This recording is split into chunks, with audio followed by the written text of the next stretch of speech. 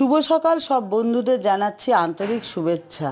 তো দেখো আমি সকালবেলায় এখন আমি পুজোয় বসে গেছি, আর এখানে দেখতে পাচ্ছ দুখানা গোপাল, গোপুসোনা দুটো, আমার বড় গোপুসোনাও আছে। আমি সব তোমাদের বলছি। কারণ হলো আমি এসেছি আমার বাবার বাড়িতে। আমার অনেক দিন ধরে আসার আমরা তো এমনি আসা যাওয়া করি, কিন্তু অনেক দিন ধরেই না আসবো আসবো করছিলাম মেয়ের পড়াশোনার জন্য। আজকে ছুটি আছে এখন কয়দিন, তার জন্য আমি চলে এসেছি। আর এখানে এসে আমি আমার কাজ হলো আমার গোপুসোনাদের পুজো দেয়া। আসলে আমার মা অতটা ভালো করে গুছিয়ে এখন পারে না, মানুষের বয়স হলে সব কিছুই পরিবর্তন হয়ে যায়। যাই হোক, পুজোর দায়িত্বটার মধ্যে আমিই থাকি বাড়িতে এসে। আর যেখানে গোপাল আছে সেখানে তো আমাকে করতেই হবে, কারণ আমার গপুকেও নিয়ে এসেছি। তো দেখেছো আমার গপু আছে, আমার মার গপু। আর এই মার গপুটা কিন্তু আমারই ছিল আগে। কারণ হলো যখন আমি আমি যখন না বিয়ে হয়নি আমার, তখনকার আমার গপু এটা আমি বিয়ের আগে কিনেছিলাম।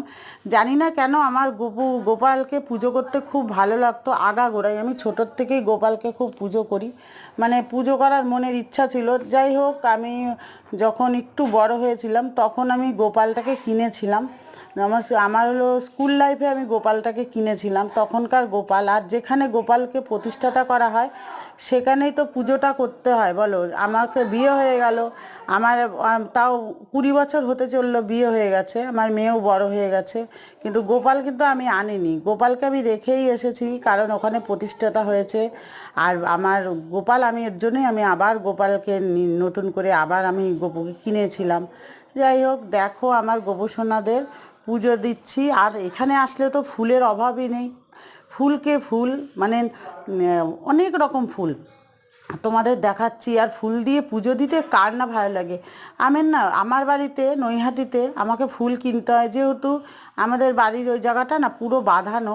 তবে আর কি সেরকম মনের মতন ফুল হয় বলো। তাও গাছের পেছনে একটু পরিচর্যা করতে হবে, তবেই তুমি ফুলটা ভালো পাবে। আর মাটিতে তুমি যেমনই হোক বুনে দিলেই তোমার ফুল হবে। তো দেখেছো কত ফুল দিয়ে আমি সাজিয়ে দিয়েছি। আমি এই আসনটায় দুইজনকে বসিয়েছি, আর বড় গপুকে আমি ওইখানে বসিয়েছি, বড় গপুকে বসিয়েছি সিংহাসনে। তো 3 জন